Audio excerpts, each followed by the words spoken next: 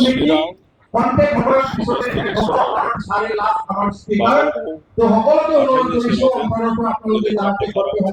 दिनै बे बिटिसिनि बेनिफिसियारि मिट जादों आरो गमामायै जि नुनो मोनदों बाहाय सरकारि आसनि मोननाय मानसिफ्रा नुजाफैनाया जोबोद माने गोसोआव गोहोम खोख्लैदों बेवहाय 10,000निबो बारा मानसि फैदों ओरैहाय बेंटलनिफ्राय आरम्भ खालामनानै बासुगावसिम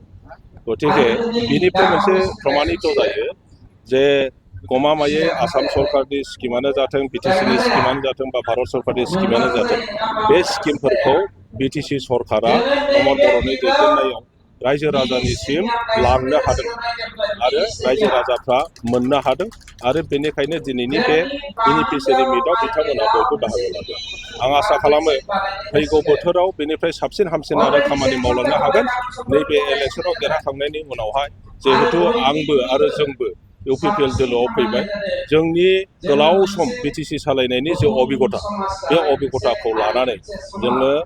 इउपिपिएलनि दैदेनगिरि प्रमद बर' बिथांखौ जेब्लाबो आगोलाव दोननानै बिथांखौ आखि आगदा उन आगोल सहाय सहযোगिता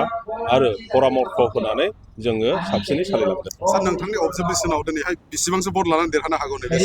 थोथिं सिदलियाव बेसेबांसो भट मोनगोन बेखौथ' बुंनाया दिनै थान जागोन किन्तु बेवहाय आं बुंदों 10,000निबो बारा नोंथांमोनहाबो नुदों जे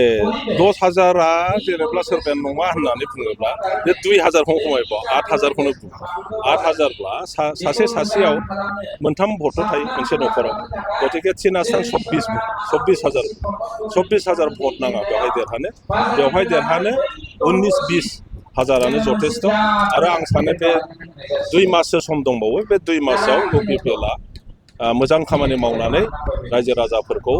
जायफ्रा बुजियाखै जायफ्रा दासिमबो गुबुन दोलोजों दङ बिथांमोननि न'खर थांनानै रायज्लायलायनाय बुजायलायनायनि गेजेरजों आरो गोबांथार भट बाहाय दाजाबदेरबावगोन बिजेपि दङ बिपिएफ दङ बेफोर मोननैबो माने एफेक्ट जानो हागौ होननानै जों मिथिगासिनो माबायदि एफेक्ट जागोन एफेक्टआथ' नों नाय बाहाय बयबो गेलेगोन नालाय बिपिएफनि थाखाय इउपिपिएलआ एफेक्ट खालामगोन इउपिपिएलखौबो बिपिएफआ एफेक्ट खालामगोन ओरैहाय बिपिएफखौ बिजेपिआबो एफेक्ट खालामगोन बिजेपिआबो माने भाइस भार्सा